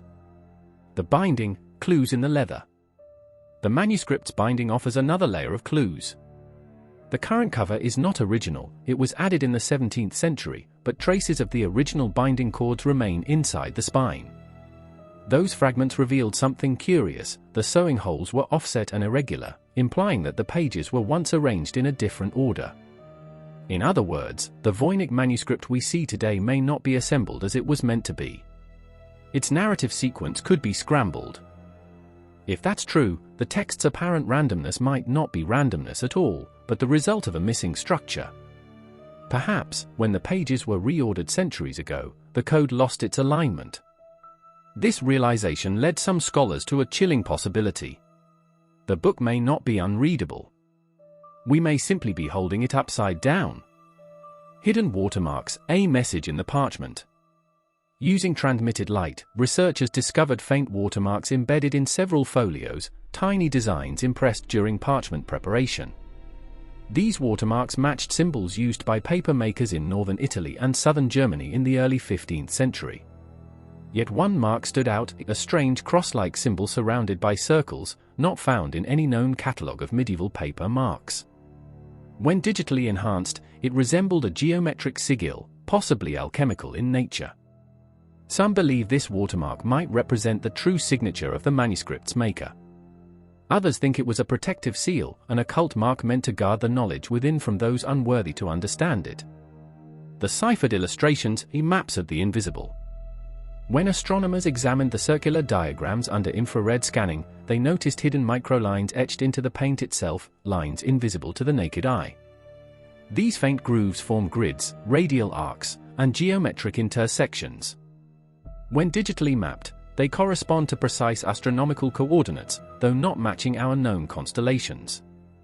Could they represent another sky, a view from a different latitude, or even a different planet? Others argue the diagrams aren't celestial at all but microcosmic, maps of the human body or the spiritual universe. The same geometry appears in both the star charts and the bathing women scenes, implying a unity between heaven and flesh. In the Voynich worldview, it seems, the cosmos and the body were one and the same. The invisible ink theory. In 2020, new imaging techniques detected minute traces of non-visible ink residues between text lines. Some letters appeared to have been written twice, once visibly, once invisibly. This gave rise to the dual script theory, that the Voynich manuscript may contain two overlapping languages, one seen and one hidden. If true, the visible text might function as a mask, concealing another message written in substances that only reveal themselves under specific conditions, light, temperature, or even motion. It's possible that the original readers of the manuscript knew how to activate it, by heating the pages, reflecting moonlight, or using specific mineral lenses. Could the Voynich manuscript, then, be a form of ancient interactive technology, a living book that only reveals its true contents when engaged correctly? The sound of the pages. One of the strangest modern experiments came from acoustic engineers who recorded the sound of turning each Voynich page under high-sensitivity microphones. They found that some folios produce slightly different tones, higher or lower frequencies, as if certain pages had a subtly different tension or thickness. When these tones were digitally arranged, they formed an eerie, harmonic sequence, almost like a melody. Coincidence? Maybe. But one theorist suggested that this was intentional, that the book was not meant to be read, but played. After all, the ancient Greeks believed in the music of the spheres, that the cosmos itself was built upon vibration and frequency. Perhaps the Voynich manuscript encodes that same belief, knowledge written not in letters, but in resonance. The book as a device. Taken together, all these clues, the layered inks, the rearranged pages, the missing seals, the harmonic frequencies, point to one radical possibility. The Voynich manuscript might not be a book at all. It might be a mechanism. A device encoded in parchment and pigment, designed to store and transmit information in ways we still can't comprehend. Its creator may have intended it to serve as a spiritual technology, a bridge between the material and the metaphysical. Its pages, once activated by the right light, sequence, or vibration, may have formed an interface, a map, a message, or a ritual. In this sense, the Voynich manuscript could be the world's oldest multidimensional artifact, a manual not for language, but for transformation. The book that watches back. Some researchers have noticed something unnerving about the manuscript's illustrations. Several of the human figures appear to look directly at the reader. Their gaze follows across pages, changing slightly in each image. When the pages are digitally animated, the faces appear to shift, as if they are aware of being observed. It could simply be artistic illusion, or a clue that the manuscript was designed to engage perception itself, to make the reader conscious of being watched. If true, the Voynich manuscript isn't just a mystery. It's a mirror. The final paradox. Every test, every scan, every analysis seems to bring us closer to the truth, only to reveal another layer of complexity. It is a book that gives answers only in riddles. A text that refuses to stay still under light. A message written in a language no one can read, yet one that behaves like thought itself. And perhaps that is the greatest secret hidden in its parchment. That knowledge is not something to be uncovered, but something to be awakened. For centuries, the Voynich Manuscript has been treated not merely as a puzzle, but as a relic of forbidden knowledge, a book whispered about in occult circles, feared by theologians, and coveted by secret societies who believed it held the lost language of God. By the time the manuscript resurfaced in the 20th century, many already believed it had a dark past, that it had been passed hand to hand not through scholars, but through those who trafficked in mystery, alchemy, and spiritual transformation. To understand why, we must step beyond science, into the world of the mystics, who claimed to know exactly what the Voynich Manuscript was, and why it was never meant for human eyes. The Book of Light and Shadow. Throughout Europe's occult history, rumors circulated of a Book of Light, a manuscript said to have been written in the language of angels, containing knowledge so powerful it could bend the fabric of reality. This mythical text, sometimes called the Liber Lux, was said to be the work of pre-flood sages, preserved by secret brotherhoods after the cataclysm that destroyed the First World. The Book of Light was said to contain the names of creation, the same sounds God used to speak existence into being. When the Voynich Manuscript appeared, many mystics immediately identified it as that book. They saw in its strange looping script the echo of Enochian, the so-called angelic language revealed to the Elizabethan magician John Dee in the late 1500s. Its circular diagrams resembled the cosmic wheels Dee claimed to see in his crystal visions. Could it be that Dee had glimpsed a copy of the same manuscript centuries before Voynich's discovery? Or, as some have proposed, could the Voynich Manuscript itself have inspired Dee's angelic encounters, the physical anchor for his revelations? The parallels were uncanny. The Rosicrucian connection. The early 17th century saw the rise of the Rosicrucian movement, a secret brotherhood that claimed to guard the hidden wisdom of ancient Egypt, Arabia, and Persia. Their mysterious manifestos, Forma Fraternitatis and Confessio Fraternitatis, described a secret vault filled with books written in unknown languages, containing the keys to universal truth. Within the Rosicrucian archives, there was said to be a Book of Transformation, written in an indecipherable tongue, whose symbols mirrored the alchemical stages of rebirth, dissolution, purification, illumination, perfection. When the Voynich Manuscript resurfaced, Rosicrucian historians and esoteric scholars noticed the resemblance immediately. Its botanical drawings matched alchemical symbolism, roots representing base matter, leaves signifying spiritual ascent, and blossoms depicting divine illumination. To them, the Voynich Manuscript was not nonsense, it was code. A veiled alchemical journey, written to hide the sacred science from the uninitiated. And perhaps the author wasn't a mad scribe or alien being, but a member of that very brotherhood, leaving behind the world's most intricate initiation manual. The Alchemist's Testament. In alchemy, symbols conceal truth behind metaphor. The transformation of lead into gold was never merely chemical, it represented the refinement of the soul.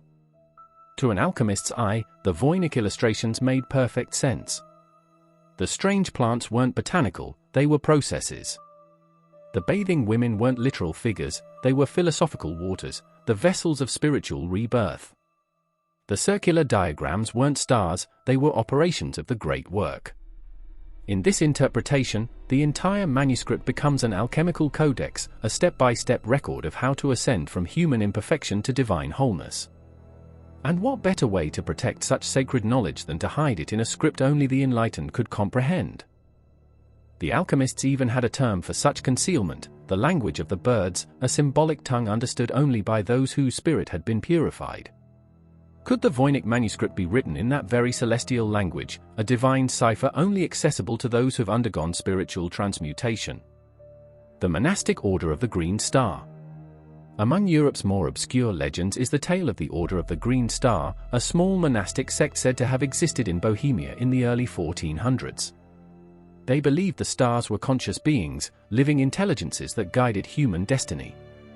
According to one surviving chronicle, the order kept a secret text describing the gardens of the heavens, where stars were depicted as growing plants, roots descending into the earth, blossoms glowing with celestial fire.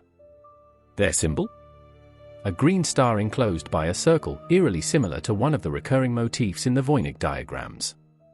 If the Voynich Manuscript indeed originated in Bohemia, as the parchment tests suggest, could its author have belonged to this forgotten order?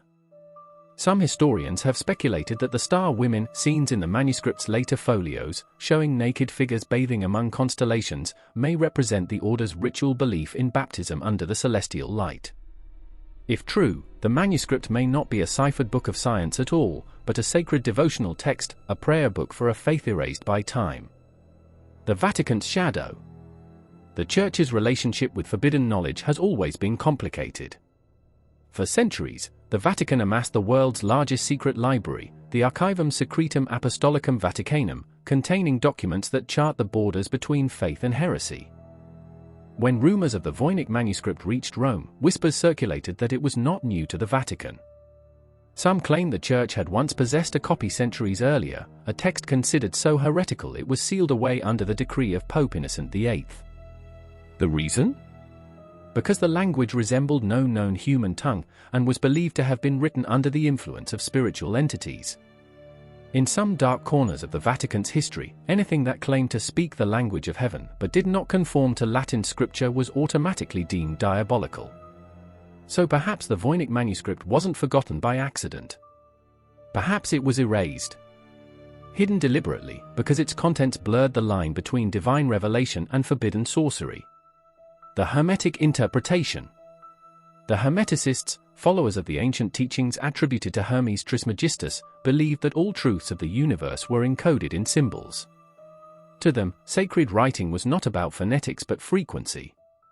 Each shape, curve, and line carried an energetic vibration. From this view, the Voynich script is not meant to be read but felt. The looping letters, the rhythmic repetition, the flowing curves, all of it designed to resonate with the subconscious mind. This would explain why many people who spend long hours gazing upon the pages report feelings of unease, fascination, or even altered perception. The script might be functioning as a sigil system, activating certain parts of the brain through visual patterning. Modern neurologists who've studied the manuscript's glyphs have noted they evoke the brain's pattern recognition centers but refuse to resolve into meaning, effectively hypnotizing the viewer. Could it be that the Voynich Manuscript operates like a mystical mirror, reflecting consciousness back upon itself? The Freemason theory. The Freemasons, who emerged from the guilds of medieval builders, are known for encoding secret teachings within architecture and geometry. Their temples were built as stone books, each symbol, each angle a letter in the great script of creation. Some Masonic historians have speculated that the Voynich Manuscript represents an early precursor to their symbolic system. The manuscript's repeated motifs of towers, baths, circles, and stars align closely with Masonic cosmology, the upward journey from material foundation, earth, through purification, water, illumination, fire, and transcendence, air. More intriguingly, one of the Voynich diagrams features a central pillar flanked by two others, an unmistakable echo of the twin pillars of Boaz and Jachin from Solomon's temple, later adopted as Masonic symbols of wisdom and strength. Was the Voynich Manuscript an ancestral text, a proto-Masonic document encoding the spiritual architecture of the universe? If so, it would explain why it remained hidden for centuries. It contained knowledge not meant for public eyes, but for initiates of a sacred craft. The esoteric map of the soul. In the 20th century, a new school of thought emerged among Jungian psychologists and mystics. They proposed that the Voynich Manuscript might not describe the external world at all, but the inner landscape of the human psyche. Carl Jung himself was fascinated by alchemical texts, calling them the symbolic language of the unconscious. To his followers, the Voynich illustrations depict archetypes, the feminine principle, the cyclical nature of time, the unity of body and cosmos. The bathing women, they argued, represent the anima, the soul's descent and return to purity. The botanical drawings, with their roots in soil and crowns in light, represent the human journey from ignorance to enlightenment. The hidden keepers.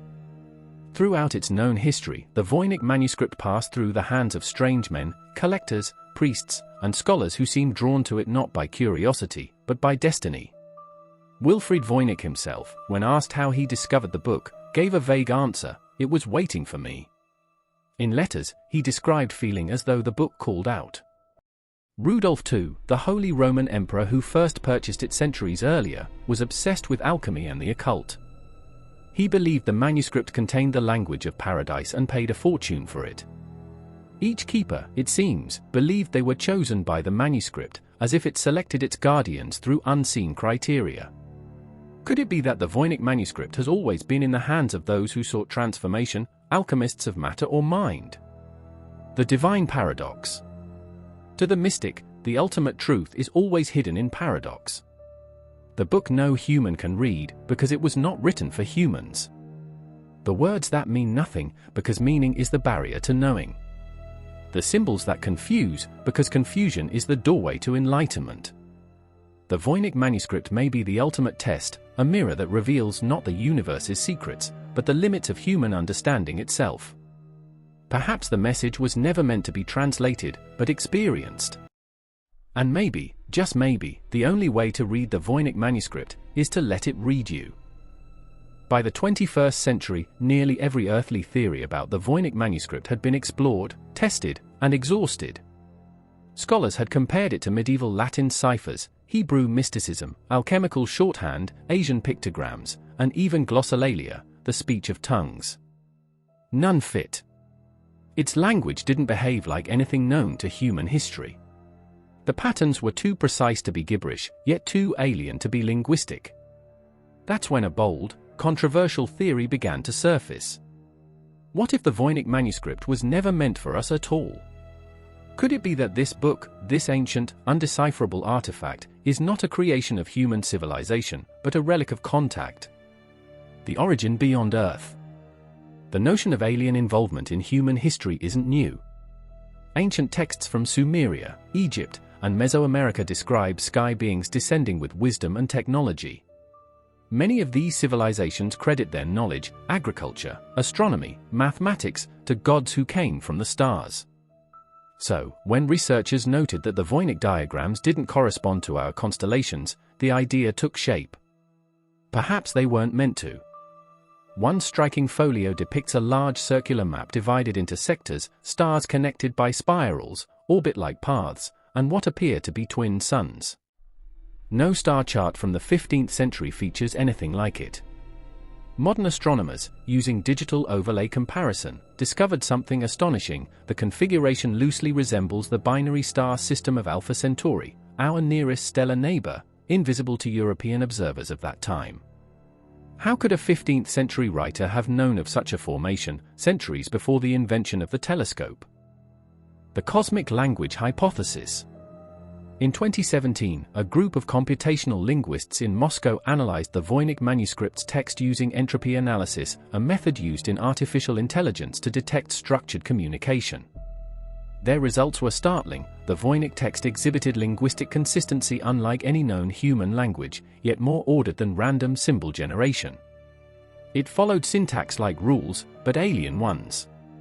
The team proposed the cosmic language hypothesis. The manuscript may represent a form of non-human symbolic communication, possibly mathematical or telepathic in nature.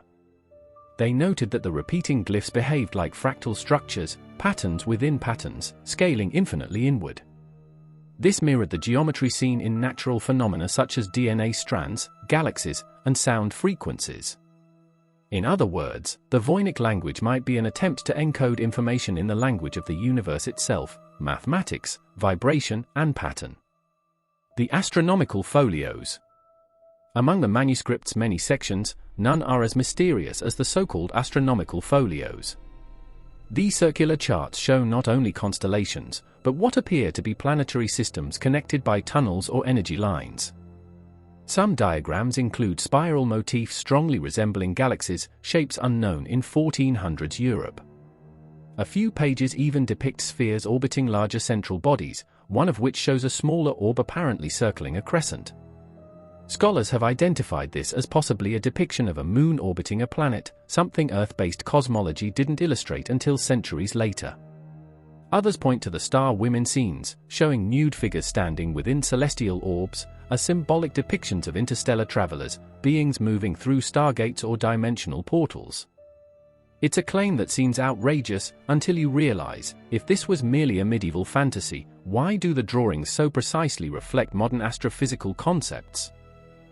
The Fibonacci signature. When mathematicians mapped the Voynich script sequences, they noticed a hidden rhythm, the Fibonacci ratio. Certain word lengths and glyph groupings occurred in patterns that matched 1.618, the golden ratio found in seashells, galaxies, and human DNA. This was not coincidence. The same ratio appeared in the manuscript's layout, in the spacing between diagrams, the curvature of plant stems, even in the circular geometry of the cosmological charts. Whoever wrote it understood universal mathematics, a concept that ancient human civilization had barely begun to articulate. This discovery inspired the Fibonacci signature theory that the Voynich manuscript was designed using cosmic proportions, possibly as a universal code meant to transcend language and communicate harmony through geometry itself. Could this be how an advanced non-human intelligence might communicate, through patterns that exist everywhere, in all forms of life? The voice of the stars. In 2018, an astrophysicist named Dr. Harold Stein from Munich University proposed something radical. He believed the Voynich text wasn't just a language, it was phonetic notation. By assigning each glyph a frequency rather than a sound, he converted the manuscript into an audio waveform. What emerged was an eerie, harmonic tone sequence that, when played, formed resonances identical to the frequencies emitted by pulsars, rapidly spinning neutron stars. To Stein, this was no coincidence. It's as if the manuscript is singing the music of the cosmos, he said. Could the Voynich manuscript literally be a recording, a visual representation of stellar frequencies converted into written form? If so, it may represent an early attempt to transcribe the voices of the stars, long before we even knew they sang. The visitors in the margins. Some Voynich illustrations feature small, humanoid figures that scholars have dismissed as artistic whimsy. But a closer look reveals unsettling details. The figures' heads are disproportionately large. Their eyes are oval, dark, and reflective. Their limbs are thin and jointless. In one drawing, a cluster of these beings surrounds what appears to be a radiant sphere suspended above a structure resembling a pyramid. Art historians insist it's allegorical, perhaps a representation of souls and celestial spheres. But to those studying ancient alien contact, it looks strikingly like a depiction of beings interacting with an energy source, or perhaps, a craft. Could the artist have been recording an encounter, a vision of visitors from the heavens? Or were they the visitors themselves, documenting their knowledge in symbols the primitive humans of the time could not comprehend? The lost transmission. One of the strangest coincidences linking the Voynich manuscript to space comes from the realm of radio astronomy. In 1977, scientists at Ohio State University detected a brief, strong radio signal from deep space, the famous WOW signal. Its pattern, short and intense, resembled an intentional transmission. When its waveform was analyzed decades later, some noticed that its structural rhythm, bursts and pauses, matched, almost eerily, the statistical spacing of glyph clusters in the Voynich text. It was as if both messages shared a syntactic fingerprint. Of course, this could be pure chance. But the numerical symmetry was hard to ignore. Was the Voynich manuscript a visual counterpart of that same cosmic language, a transmission received, but in a form our ancestors could only record, not understand? The theory of memory. Some theorists believe the Voynich manuscript is not a message from another world, but a memory of one. Imagine a survivor of a lost civilization, an ancient visitor or being, stranded on Earth long ago. To preserve their knowledge, they recorded it in the only way possible, symbols that matched their native thought patterns, not ours. Over time, the language became meaningless to humans, but perfectly preserved as a relic of a consciousness that once walked among us. If so, the Voynich manuscript isn't a book, it's a mind print, the encoded thoughts of a non-human intelligence translated through the medium of parchment. The quantum key. Recent AI models trained on the manuscript's glyphs discovered something extraordinary. When rendered in three-dimensional projection, certain sequences form fractal spirals identical to quantum wave functions. The idea? That the Voynich symbols encode quantum data. If true, the manuscript could represent the earliest known attempt to merge consciousness and physics, a quantum key to unlock multidimensional reality. This has led to speculation that the manuscript's writer wasn't merely documenting knowledge but constructing a bridge, a device to align the reader's consciousness with a higher dimension through symbolic resonance. The implications are staggering. What if reading the Voynich manuscript correctly could actually alter the observer's state of mind, or even their perception of time and space? The Cosmic Garden. One of the most recurring images in the Voynich manuscript is the depiction of strange plants, species that do not exist on Earth. Some researchers have noticed that several of these plants, though unfamiliar, resemble hybridizations of terrestrial and extraterrestrial traits, root systems like Earth flora, but stems and leaves consistent with structures that could survive in low gravity. In 2021, a team of biologists ran a speculative model of these plants' physiology and discovered that their fluid pathways, shown as transparent tubes, were structurally efficient for photosynthesis under different light wavelengths than Earth's sun. Could it be that these plants are not artistic fantasies, but genuine biological diagrams, flora from another planet, catalogued by an observer who had seen them firsthand? The message hidden in plain sight. When viewed through this cosmic lens, the Voynich manuscript transforms from an unsolvable riddle into a profound possibility. It might be a record of ancient contact, a transmission encoded in the only medium primitive humans could preserve, in parchment. Perhaps its purpose was to leave behind knowledge that would one day be rediscovered, decoded, and reconnected to its source, when humanity was finally advanced enough to understand it. If that's true, then the Voynich manuscript isn't just a book. It's a beacon. A call from another world, waiting for the right moment, and the right mind, to answer. For more than 600 years, the Voynich manuscript has resisted every human attempt to decode it. Scholars, code breakers, mystics, and computer scientists have all taken their turn, only to be met with a text that behaves like a living riddle, changing, evolving, mocking interpretation. But as the 21st century advances, a new question is emerging, one that cuts deeper than all the rest. Was the Voynich manuscript ever meant to be read at all? The language of silence. Some researchers have begun to suspect that the manuscript was designed to look like a book but to behave like something else entirely, perhaps a key, a talisman, or even a form of communication beyond linguistic understanding. The patterns within it suggest grammar but not meaning. Syntax, but no semantics. It's as though someone deliberately built the architecture of language but left the rooms empty, a linguistic skeleton. Dr. Klaus Woth, a German cryptolinguist, wrote in 2018 that the Voynich communicates absence. He suggested that its purpose was not to reveal meaning but to evoke mystery, to draw the observer into a mental and spiritual state where knowledge must be felt, not translated. In this sense, it is less a book and more a mirror, reflecting the inner state of the reader. And strangely, this idea resonates with ancient mystical traditions. From Kabbalistic texts to Gnostic Gospels, the notion of hidden knowledge, gnosis, has always been portrayed as something that can only be understood by those who are ready.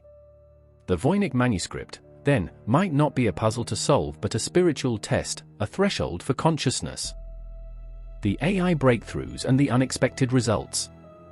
In the 2020s, artificial intelligence was trained to analyze the Voynich manuscript structure. The results were astonishing. The AI recognized word frequency and repetition patterns similar to natural languages, but it could not assign consistent meaning.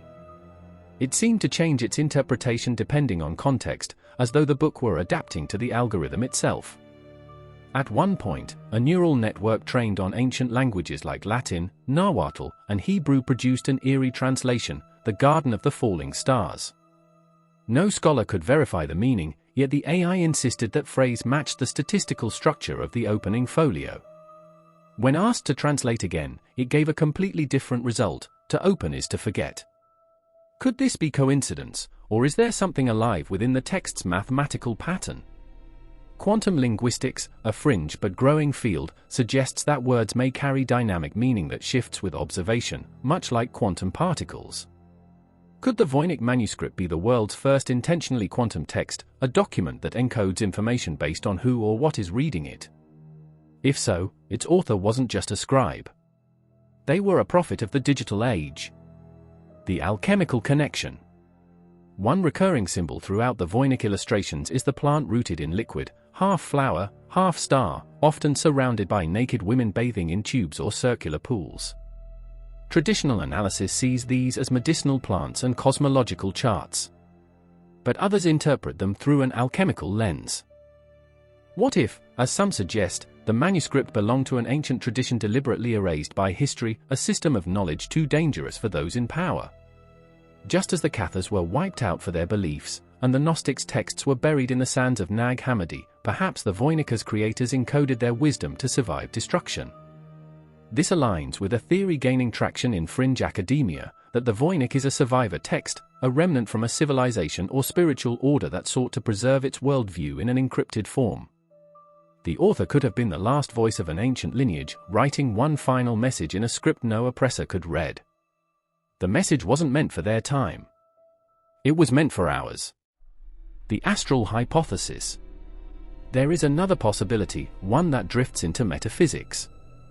Some researchers, especially within the esoteric community, believe the manuscript could have non-human origins. Its unique script has no clear cultural or geographic anchor. Its plants don't exist on Earth. Its stars are drawn from perspectives impossible without flight or telescopic lenses.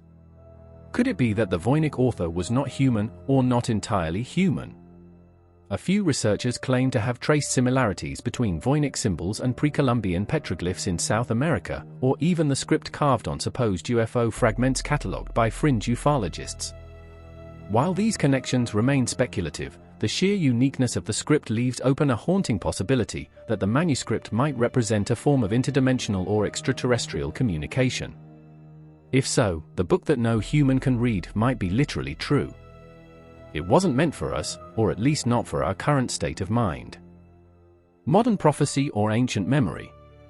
Whether of human or otherworldly origin, one theme persists: the anticipation of rediscovery.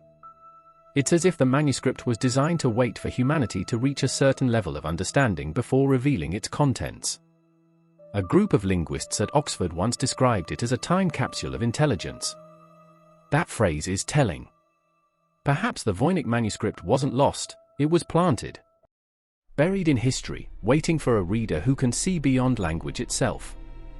Consider this: its discovery in 1912 coincided with the dawn of quantum physics, psychoanalysis, and modern linguistics, all fields concerned with the unseen structures behind reality and thought. Could that timing be coincidence? Or was it divine orchestration, the universe slowly aligning human consciousness with the manuscript's message? Perhaps we were never meant to decipher it with logic, but to feel it, to awaken the parts of our mind that language cannot reach. The cipher within the soul. Some modern mystics interpret the Voynich manuscript as a mirror of the soul, a reflection of our inability to truly understand the mysteries of existence. Its indecipherable script symbolizes the limits of human intellect when faced with divine truth. In this interpretation, the manuscript doesn't hide a message.